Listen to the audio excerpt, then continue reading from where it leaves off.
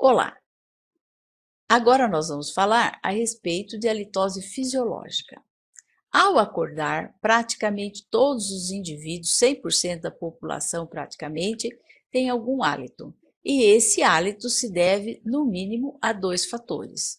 O primeiro deles é o fato de que durante a noite a gente praticamente não saliva, o que significa que perdemos a proteção dos fatores antimicrobianos salivares e, portanto, os micro-organismos têm uma facilidade maior para proliferar e agir na cavidade bucal.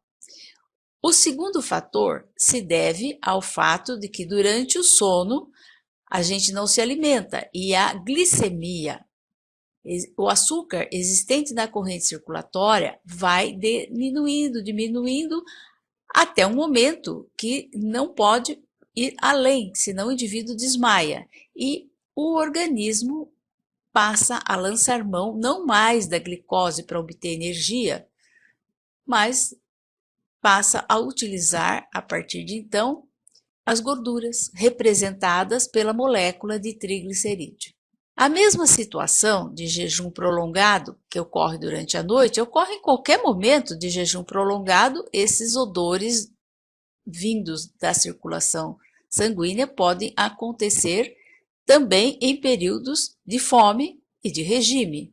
Por quê? Porque a alimentação está pouca em relação à necessidade de energia e, portanto, o organismo começa a utilizar as gorduras para a produção de ATP, que é a molécula que armazena energia. Uma outra razão para a halitose fisiológica é o alimento de odor carregado. Então, vários alimentos têm odores fortes e quando o indivíduo se utiliza deles, esses odores não só se impregnam na mucosa e ficam exalando a partir daí, como também entram na corrente circulatória e escapam no ar expirado. Outra razão é o uso de medicamentos de odor carregado, que faz a mesma via. Você ingere, ele entra na corrente circulatória e daí escapa no ar expirado, provocando um hálito desagradável relativo ao odor do medicamento. Bebidas alcoólicas e o tabagismo. Além, é claro, da falta de higiene bucal, uma higiene bucal precária. Então, nesses casos, nós não temos que receitar nada, a não ser orientar naquilo que o paciente estiver fazendo de errado e corrigir, evitar o jejum prolongado e evitar os alimentos de odor carregado, medicamento de odor carregado, bebidas alcoólicas, tabagismo, orientar a higiene bucal, é só orientação. Então, durante um longo período sem alimentação, como é o caso do sono, do jejum prolongado, da fome e do regime, nós vamos ver que ocorre a queda do açúcar na corrente circulatória, porque ele está sendo consumido e não está sendo ingerido. Inicia-se, então, a queima dos depósitos de gordura. Isso acontece porque há necessidade de produção de ATP, que é a energia para o indivíduo manter as suas necessidades básicas. A molécula de ATP é a molécula que carrega energia e ela precisa ser produzida. Inicialmente, o organismo produz a partir da queima da glicose, até o momento que acontece uma hipoglicemia leve.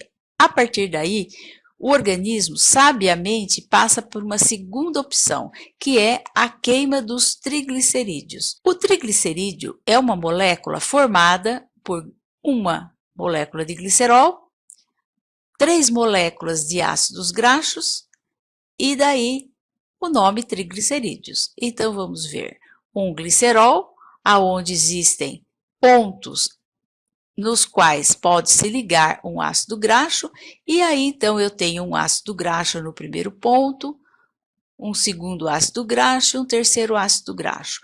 Esses ácidos graxos, eles podem ser tanto de peso molecular alto quanto de peso molecular baixo, depende do tipo ingerido durante a alimentação normal. Quando predominam ácidos graxos de peso molecular baixo, ao serem liberados, eles têm algum cheiro. Eles têm cheiro de manteiga rançosa, que é um cheiro desagradável. Por quê? Porque eles são de peso molecular baixo e por esse motivo eles são voláteis. E, portanto, toda molécula volátil tem cheiro. É assim também que a gente emagrece. Então, a obtenção de energia se dá, nesses momentos, pela oxidação dos triglicerídeos. Surgem os ácidos graxos, os de baixo peso molecular são voláteis e têm cheiro de manteiga rançosa e, portanto, escapam no ar expirado, comprometendo o hálito. Até a próxima!